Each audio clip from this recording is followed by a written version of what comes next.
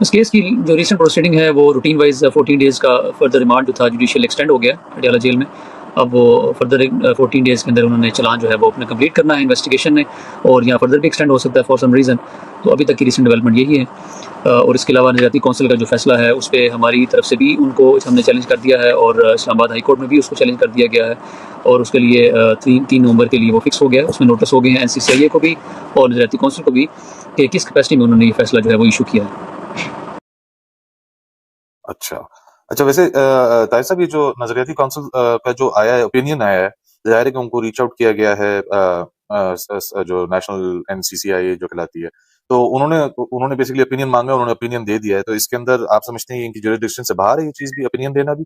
جی opinion NCCI basically جب during investigation process ہوتا ہے تو ہم کہتے ہیں کہ انویسٹیگیشن ایجنسی ہے کہ طور پہ وہ جب کام کر رہے ہوتے ہیں تو وہ اوپینین اس طرح کی لے نہیں سکتے, کیونکہ جب ان کے پاس مٹیریل ڈیفینس سائڈ سے دیا جا رہا ہے ان کو, اور ڈیفینس ان کو تمام ڈیٹا پرووائڈ کر رہا ہے اپنے ڈیفینس کے اندر, وہ تمام مٹیریل پرووائڈ کر رہا ہے, تو پھر آپ نے اسی پر رلائی کرنا ہے اپنی تمام انویسٹیگیشن کو, بجائے کہ آپ ایک تھرڈ پارٹی وہ جو ہے وہ بھجوا دیں کیس کسی اور کو کہ آپ جی فیصلہ کریں اس پہ. تو پھر انویسٹیگیشن کا مقصد ختم ہو جاتا ہے. انویسٹیگیشن کا بنیادی مقصد یہ ہے کہ انہوں نے جو تمام ڈیٹا پرووائڈ کیا جائے ان کا انالیسس کریں اور اس کو دیکھیں کہ یہ ڈیٹا جو ہے وہ جو دیا گیا ڈیفینس میں کس حد تک یہ ریلائبل ہے اور کس حد تک اس پہ ریلائی کیا جا سکتا ہے. تو اس میں اتنی جو ہے نا وہ آپ کہہ لیں کہ راکٹ سائنس نہیں تھی کہ انویسٹیگیشن نے وہ اس کو ڈیفائن نہیں کر سکے یا اس کو پراپرلی انویسٹیگیٹ نہیں کر سکے کہ ڈیٹا انہوں نے وہ تمام اٹھایا اور اوپینین کے لیے سینڈ کر دیا, اور وہاں سے بھی ایک بڑی حیران کن بات تھی کہ انہوں نے ایک فیصلہ بابت مراسلہ لکھ دیا کہ جب نے فیصلہ صادر کر دیا. تو وہ از ناٹ اے کورٹ, اور انہوں نے جو اسٹائل جو ڈیسیژن دیا ہے اسٹائل ایز اے کورٹ, تو اس کو ہم نے چیلنج کر دیا ہے کہ یہ کس کیپیسٹی میں انہوں نے اس فیصلے کو اناؤنس کیا. اچھا ایک تو یہ کلیریفائی کر دیں کہ وہ فیصلہ ہے کہ اوپینین ہے؟ یہ اوپینین ہے. فیصلہ تو اس سینس میں کہہ رہے ہیں سو کالڈ جو ڈیسیژن ہے کہ وہ چونکہ انہوں نے اس کو لکھا ہے فیصلہ, تو ہم اس لیے اس کو کورٹ انورٹڈ کوماز میں ہم کہتے ہیں کہ وہ ان کی طرف سے ایک ڈیسیژن ہے جو جسے ہم امپیون ڈیسیژن کہتے ہیں. اچھا اور ایک اور چیز اس کے اوپر یہ تھی کہ طاہر صاحب یہ جو ابھی آپ نے ان کی پوڈ کاسٹ بھی دیکھی ہوگی جو ان کے چیئرمین ہیں نظریاتی کونسل کے, تو ایک تو میں سمجھتا ہوں کہ وہ ایک پازیٹیو چیز ہے آج کے زمانے میں اگر انہوں نے اپنے آپ کو جو ہے وہ عوام کے سامنے آ کے انہوں نے اس کے بارے میں بات کی ہے, اختلافات اپنی جگہ رکھتے ہوئے, میں اس کی بات نہیں کر رہا, لیکن جو ہے ایٹ لیسٹ اس پوائنٹ پہ تو آئے ہیں کہ وہ کم از کم اپنے آپ کو عوام کے سامنے پیش کر رہے ہیں, اپنا موقف رکھ رہے ہیں لوگوں کے سامنے.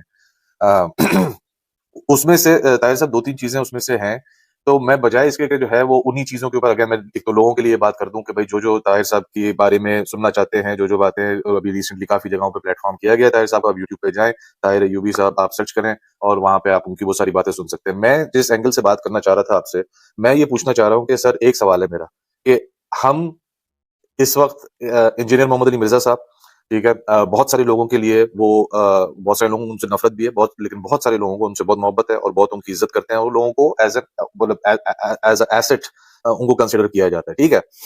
ان کے گستاخ ہونے نہ ہونے کے اوپر 10 طرح کے رنگ بھی بھر دیے گئے ہیں اس وقت, ٹھیک ہے.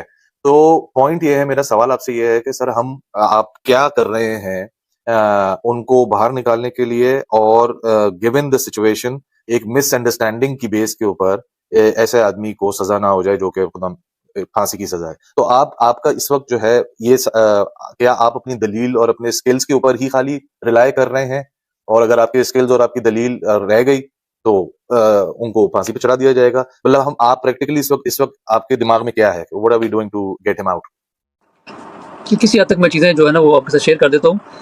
اس طرح کے جو میٹرز ہوتے ہیں نا 295C جو ہے, قطع نظر اس بات سے کہ اس کے جو کانٹینٹ ہیں وہ کیا ہے, اس کا کانٹیکسٹ کیا ہے, اس کا پس منظر کیا ہے, کیا بیک گراؤنڈ ہے, یہ تمام باتیں بعد میں رہ جاتی ہیں. ہمارے یہاں جو چیز جو ریلیونٹ ہے وہ یہ ہے کہ کسی انسان کی جو شخصیت ہے اس کے بارے میں لوگوں کی رائے کیا ہے. تو اس رائے سے کہ کوئی مد نظر رکھتے ہوئے کیس کو ہمیشہ پاکستان میں سم ٹائم دیکھا جاتا ہے, لیکن جو FIR کا جو معاملہ ہے اور جو پروسیس ہے وہ آپ اس میں یہ کہہ سکتے ہیں کہ 295C کے اندر اگر کوئی شارٹ کٹ ہے تو شارٹ کٹ نہیں ہے. اگر اس کو آپ شارٹ کٹ میں آپ کہیں گے کہ ہم نے اس کو ایک فاسٹ ٹریک پہ رکھ کے اس کو چلانا ہے تو آپ نقصان کر لیں گے اپنا بھی اور اپنے کلائنٹ کا بھی نقصان کر لیں گے. تو آپ نے اس کو شارٹ کٹ وے میں نہیں لے کے جانا.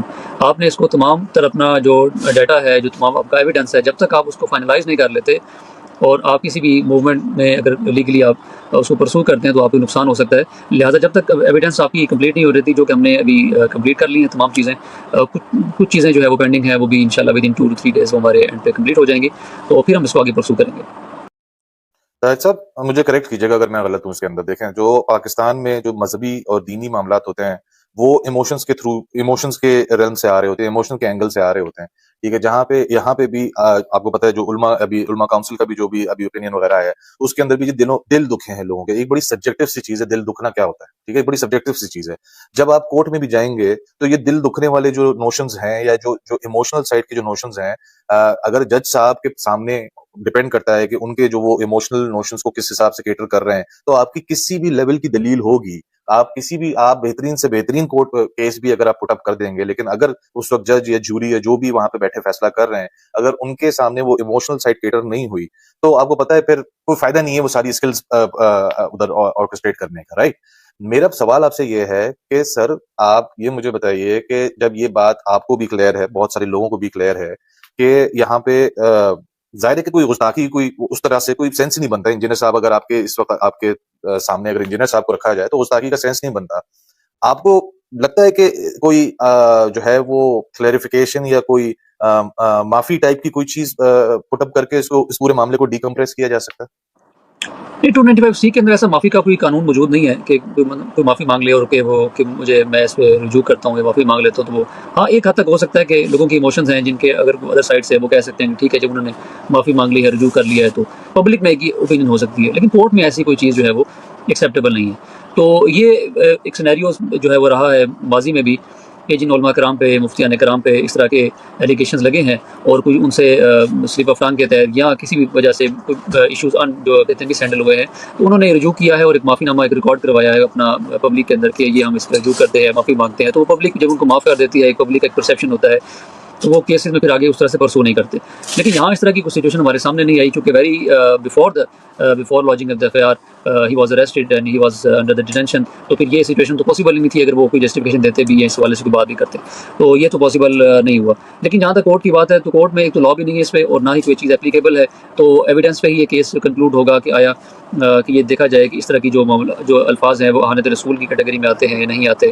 اگر انہوں نے کوئی چیز کوٹ کی ہے تو ویدر کہ یہ جو بلیف ہے کرسچینٹی کا بلیف ہے یا نہیں ہے، یا ان کی بکس میں یہ چیز موجود ہے یا نہیں ہے، یا انٹرنیشنل اسکالرز ہیں یا جو یونیورسٹیز کی جو ریسرچ ہیں ان میں اس طرح کا جو ہے کوئی مواد وہاں سے بن رہا ہے یا نہیں بن رہا، یا اس پہ ریسرچ وغیرہ ہو رہی ہے یا نہیں ہو رہی.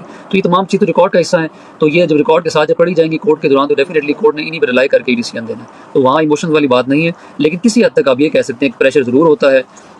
جو ٹرائل کورٹس ہیں ان پہ پریشر ہوتا ہے کہ وہ اس طرح کے فیصلے جو اناؤنس کرتے ہوئے موسٹلی وہ ایسا ہوتا ہے کہ وہ ایکویٹل کی طرف نہیں جاتی. یہ پریشر تو ہائی کورٹس سے ہی پھر یہ جو ریلیف ملتا ہے اس طرح کے کیسز میں.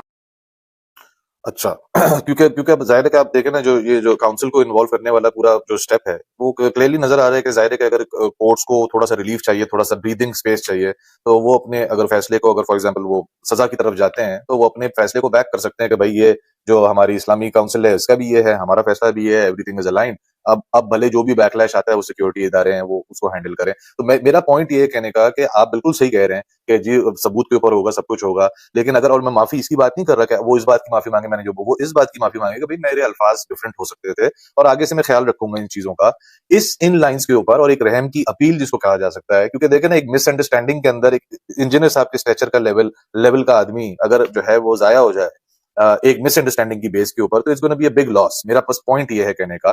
تو بجائے اس کے کہ اس وقت ہم ان چیزوں کے اوپر پلے اراؤنڈ کریں، میرا صرف اوپینین ہے کہ آپ بہتر جانتے ہیں، آپ لوئر ہیں، آپ زیادہ بہتر طریقے سے اس چیز کو سمجھ سکتے ہیں. جس طرح آپ نے خود بولا کہ ہو سکتا ہے کہ دوسری پارٹی خود ہی بیک آف کر لے، وہ اپنی کیس ہی کھینچ لے، کبھی ٹھیک ہے اس نے ریئلائز کر لیا ہے، وہ کر لیا ہے، تو ہم بیک آف کر جاتے نہیں، آپ کی بات سے میں بالکل ایگری کر رہا ہوں. اس پوائنٹ پہ میں ایگری کر رہا ہوں. وہ باقی تمام جو کیس کے جو میٹرز ہیں وہ اپنی جگہ پہ ہیں، لیکن چونکہ سینٹیمنٹس میٹر کرتے ہیں تمام چیزوں کے اوپر. ہر معاشرے کے اندر جو چیزیں وہ ویری کرتی ہیں، سچویشن ویری کرتی ہیں، الفاظ ویری کرتے ہیں، وہاں کے سینٹیمنٹس جو ہیں وہ ڈفرینٹ ہوتے ہیں، کسٹمز ڈفرینٹ ہیں، وہاں کی اور طور طریقے ڈفرینٹ ہیں. تو لینگویج کا کافی بیریئر ہوتا ہے کہ ڈفرینٹ کنٹریز میں ایک الفاظ کے مختلف معنی لیے جاتے ہیں. تو یہ تمام چیزیں ہوتی ہیں، لیکن ان تمام چیزوں کے باوجود ہم یہ کہتے ہیں اگر یہ معاملہ اس طرح سے ہو جیسے ماضی میں ہوتا رہا ہے کہ وہ ایک معاملہ ہوتا ہے معافی نامے والی بات ہے، یا وہ کہتے ہیں کہ یار یہ جو چیز مس ہینڈل ہوئی ہے یہ بات نہیں ہونی چاہیے تھی، ایسے احساسات و جذبات مجروح ہوئے ہیں تو ہم اس پہ واپسی اپنے الفاظ واپس لیتے ہیں. تو اس پہ تو ریلیکٹنٹ جو ہونے والی یا ریجیڈول ہونے والی بات ہے وہ تو نہیں ہونی چاہیے. میری ذاتی رائے ہے، میں خود چونکہ ان چیزوں کو ہم دیکھتے ہیں تو جہاں پرسیپشن عوام کے ساتھ آپ کا ایک ڈائریکٹ لنک ہوتا ہے تو اس طرح کے معاملوں میں ریجیڈ نہیں ہوا جاتا کہ وہ اگر اس طرح کی کوئی اوپینین آ جاتی ہے تو آپ کو یہ الفاظ کو آپ کو کہنے. مجھے اسٹیبلشمنٹ کی پالیسیز سے بنیادی اختلاف ہے ہمیشہ سے. اس زمانے سے جس زمانے میں آج جو جماعت اس وقت مظلوم ہے یہ ان کے ساتھ مل کے باقیوں پہ ظلم کر رہی تھی، میں اس زمانے میں بھی کہتا تھا کہ ان کو پولیٹیکل لینڈسکیپ سے الگ ہو جانا چاہیے، لیکن یہ ان کا کریڈٹ ہے کہ 2016 میں 29 فروری کو انہوں نے ممتاز قادری کی پھانسی کو ایگزیکیوٹ کیا اور دن ایسا چوز کیا کہ 4 سال کے بعد برسی آئے، کیونکہ 29 فروری 4 سال بعد آتا ہے، ویسے فروری 28 کا ہوتا ہے، یہ جان بوجھ کے انہوں نے 29 فروری کی ڈیٹ رکھی تھی 2016 میں، ورنہ ہر سال وہاں برسی ہونی تھی، تو وہ برسی تو مر گیا، ہاں، کیونکہ وہ دن ہی نہیں آنا، کس طرح مناون؟ اگر اس وقت یہ دلیری نہ دکھاتے، اس وقت کے پرائم منسٹر، آرمی چیف یا چیف جسٹس، تو یہ جو آپ کو آج واقعات نظر آ رہے ہیں نا، ان کی تعداد سینکڑوں میں ہو جاتی ڈیلی بیس کے اوپر۔ ظاہر ہے 25 کروڑ آبادی کا ایٹم بم ہے، اس میں یہ واقعات بہت تھوڑے ہیں اس حوالے سے دیکھا جائے تو، لیکن اس حوالے سے قانون سازی بھی کوئی ہونی چاہیے بھائی۔ آج کل آپ کو پتا ہے ہماری اسٹیبلشمنٹ اور پولیٹیکل گورنمنٹ مل کے نا آئین میں 20ویں ترمیم کرنے جا رہے ہیں، تو میں ریکویسٹ کروں گا کہ اس امت کے اوپر رحم کھائیں، اس 20ویں ترمیم میں 295C کے ساتھ ایک شک ایڈ کر دیں کہ اگر کوئی شخص توہین سے توبہ کر لے تو اس کی توبہ ایکسیپٹیبل ہے، ورنہ یہ 295C جب اس طریقے سے رہے گی بغیر اس کی تفصیلات کے تو اس کو لوگ مس یوز کرتے رہیں گے۔ کوئی حرج نہیں ہے اور کسی سے پوچھنے کی ضرورت نہیں، چپ کر کے ڈالیں بیچ میں، کوئی شک میں تبدیل کرنے کا نہیں کہہ رہا، وہ اپنی جگہ رہے، لیکن ساتھ ایڈ کر دیں کہ اگر کوئی شخص توبہ کر لے گا تو اس کی توبہ ایکسیپٹیبل ہے۔ اور اس کے لیے میں نے 4 سٹیپ بتائے تھے کہ اگر کسی پہ توہین مذہب کا الزام لگے، پہلے نمبر پہ آپ شواہد اکٹھے کریں، ہو سکتا ہے AI سے بنی ہوئی کوئی ویڈیو نہ ہو یا گواہ جھوٹے ہوں، اور جب بالکل یقین ہو جائے کہ یہ ایسا ہی ہے، توہین مذہب ہوئی ہے، تو دوسرے سٹیپ میں ایک میڈیکل بورڈ ہو، یہ ڈیسائیڈ کرے کہ جس شخص نے توہین کیا اس کا ذہنی توازن بھی ٹھیک ہے کہ نہیں، یہ مجذوب تو نہیں ہے، کلندر تو نہیں ہے، ہاں ہوش و واس میں ہے نا۔ اچھا اینا دے کام پاون چشتی رسول اللہ تے کہندے نے وہ حال میں تھے، ہائے ہائے تواڈے حال ہی چوندے نے، دوسرے نو بے حال کیتے ہیں تسی، تو چیک کریں وہ مجذوب تو نہیں، کہیں کلندر تو نہیں ہے، ادھا کلندر ہے یا پورا، اور اگر ثابت ہو جائے کہ پاگل نہیں ہے، بیسیکلی تو پاگل کو یہ انہوں نے نام رکھے ہوئے نا، پاگل نہیں ہے، پھر تیسرے سٹیپ میں علماء کے پینل کے سامنے اس بندے کو پیش کیا جائے گا، تیرا دماغ بھی ٹھیک ہے، یہ تو جو بھونک رہا ہے تجھے پتا ہے یہ کتنا بڑا جرم ہے، توبہ کر، ادروائز چوتھے سٹیپ میں تیرے اوپر جوڈیشری میں مقدمہ چلا کے سزا نافذ ہو جائے گی۔ تو میرا خیال ہے کوئی زیادہ سے زیادہ بھی ڈھیٹ ہوا نا تیسرے سٹیپ میں توبہ کر ہی لے گا، چوتھے سٹیپ تک جانے ہی کسی نے نہیں، لیکن یہ تو پہلا سٹیپ بھی نہیں طے ہوتا، یہ 4 سٹیپ بھی 295C کے انڈر چاہے آپ زمیمے کے طور پر انیکشر کے طور پر لگائیں یہ ہونا چاہیے، ادروائز یہ جو 20ویں ترمیم کر رہے ہیں اس کا آپ کو کوئی فائدہ ہوگا یا آپ کے گمان میں پاکستان کو کوئی فائدہ ہوگا، لیکن اگر پاکستان کو کوئی فائدہ ملنا ہے تو یہ ہے کہ 20ویں آئینی ترمیم کے اندر میں ریکویسٹ کروں گا پرائم منسٹر سے بھی اور آرمی چیف سے بھی، اپنی اسٹیبلشمنٹ سے، کہ خدا کے لیے یہ ہمارے ہاتھ دیکھیں، 295C کے ساتھ یہ توبہ والی شک ایڈ کریں۔ قرآن میں تو اللہ تعالیٰ نے اس کائنات کے 3 بڑے گناہ گنوائے ہیں، سورۃ الفرقان سورت نمبر 25 آیت نمبر 68 سے 70۔ نمبر 1 شرک، جو کائنات کا سب سے بڑا گناہ ہے۔ نمبر 2 قتل ناحق، جو اس کائنات میں حقوق العباد میں سب سے بڑا گناہ ہے۔ اور نمبر 3 بدکاری۔ ان 3 گناہوں کے بعد اللہ تعالیٰ نے فرمایا جو ان سے بھی توبہ کر لے ہم اس کے نہ صرف گناہوں کو معاف کر دیں گے بلکہ نیکیوں سے بدل دیں گے۔ اللہ اکبر کبیرہ والحمد للہ کثیرہ وسبحان اللہ بکرۃ واصیلا۔ مجھے بتائیں شرک بڑا گناہ ہے یا توہین رسالت کرنا بڑا گناہ ہے؟ تو اس کی توبہ تو آئی بھی ہے، اور یہاں تو انہیں رسالت جان بوجھ کے کوئی نہیں کرتا ہے, انہوں نے دھکے سے بنائی ہوتی ہے. اگر سپوز کوئی کر بھی بیٹھے تو توبہ قبول ہے. جامعہ ترمذی میں حدیث ہے موت کے غرغرے سے پہلے پہلے توبہ قبول ہے. تو میں یہ سمجھتا ہوں کہ بڑا اچھا موقع ہے. یہ کئی سالوں کے بعد کوئی ترمیم ہوتی ہے, اس میں اگر یہ چیز ایڈ کر دیں تو کم از کم پاکستان جو جہنم بنا دیا ہے اس مذہبی طبقے نے, توہین مذہب کا الزام لگا کے لوگوں کو قتل کرتے ہیں, ان کی اس تکلیف سے تو اس امت کی جان چھوٹے گی. ہمیں یقین کریں, رفع الیدین کرتے ہوئے کسی ہندو سے ڈر نہیں لگتا, کسی عیسائی سے ڈر نہیں لگتا, کسی کرسچن سے ڈر نہیں لگتا, مسلمان سے ڈر لگتا ہے. اس مسلمان سے کہ جس کی نماز قادیانیوں والی ہے.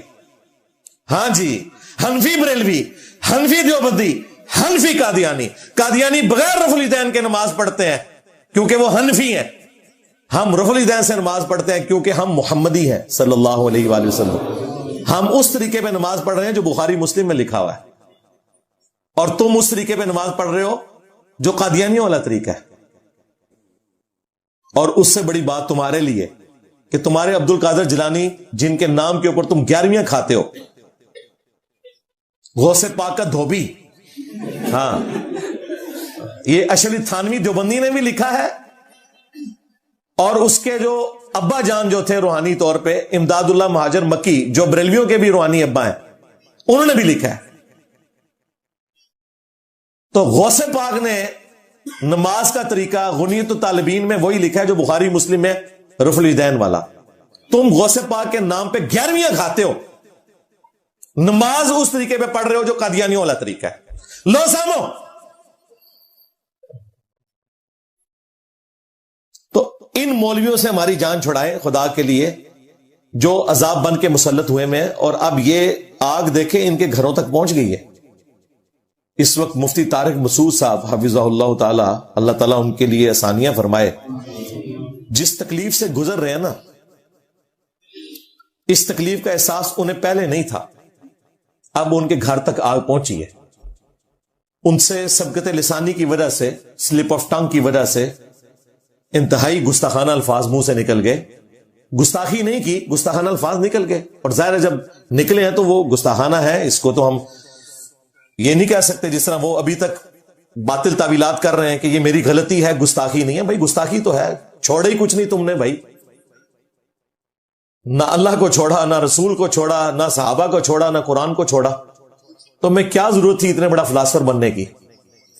اس ٹاپک کا تم لوگوں کو, تمہارے بڑوں کو بھی آئیڈیا نہیں ہے کہ یہ امی کو کس طریقے سے بریف کرنا ہے ورڈ کو. پھر تم جاپان کے ڈاکٹروں کے ساتھ نبی الاسلام کا کمپیریزن ایک غلط طریقے سے کروا رہے ہو. میں نے ہر چیز کا جواب دیا ہے, میں نے باتیں اس سے زیادہ سخت کی ہیں. اگر آپ میری ویڈیو دیکھیں 2.25 گھنٹے کی, تو میں نے مفتی طارق مسعود صاحب سے زیادہ سخت باتیں کی ہیں, لیکن ایک علمی ڈیکورم کے اندر. لیکن وہ انہوں نے کوئی خیال نہیں کیا. بعد میں معافی مانگی, پھر غیر مشروط مانگی. ابھی تیسری ویڈیو بھی آئی ہے اور اس میں انہوں نے ہمارا عقیدہ اڈاپٹ کر دیا ہے. چشتی رسول اللہ دکھا رہے ہیں, اور وہ جو انہوں نے امیج دکھایا ہے نا, وہ امیج میرے ہاتھوں کا بنا ہوا ہے. میں اپنا امیج پہچانتا ہوں. وہ جو امیج ہے نا, وہ آپ ہمارا امیج دیکھیں بنا ہوا, جو میں ہر ویڈیو میں ڈسپلے کراتا ہوں. سبا سنابل کا ریفرنس, کیونکہ وہ 2 صفوں پہ تھا تو وہ 2 صفحے میں نے جوڑے تھے. اس پہ ریڈ میں نے وہ ڈبا بنایا ہوا ہے, پھر پیجز کے اوپر بھی وہ ڈبا بنایا ہوا ہے. وہ ایگزیکٹلی وہی پیج ہے انہوں نے یوز کیا ہے. اچھی بات ہے. اور والے بھی ہیں سرکار, تھانوی رسول اللہ بھی دکھا دینا چاہیے. ہاں, اس لیے کہ دیوبندی بھی ان کے خلاف بنا رہے ہیں نا کلپ. صرف بریلویوں کو نہیں چپ کروانا چاہیے تھا, انہیں چاہیے تھا کہ یہ کہتے ہیں کہ بھئی تھانوی رسول اللہ کا بھی تو دفاع کرتے ہو نا, تو میری بھی تعویل قبول کرو. یہ انہوں نے کی غلطی ہے ابھی بھی. آپ یہ جو میں ایکٹیویٹیز بتا رہا ہوں نا کہ 295C کے اندر توبہ کی شک شامل کریں, ورنہ یہ آپ کے اوپر ایک سمجھ لیں چیز مسلط رہے گی. اور دوسرا, جو لوگ دین کا کام کر رہے ہیں نا, ان سے میری ریکویسٹ ہے کہ پلیز دین کا کام کرنا آپ چھوڑ دیں. پاکستان میں دین کا کام نہیں ہو سکتا.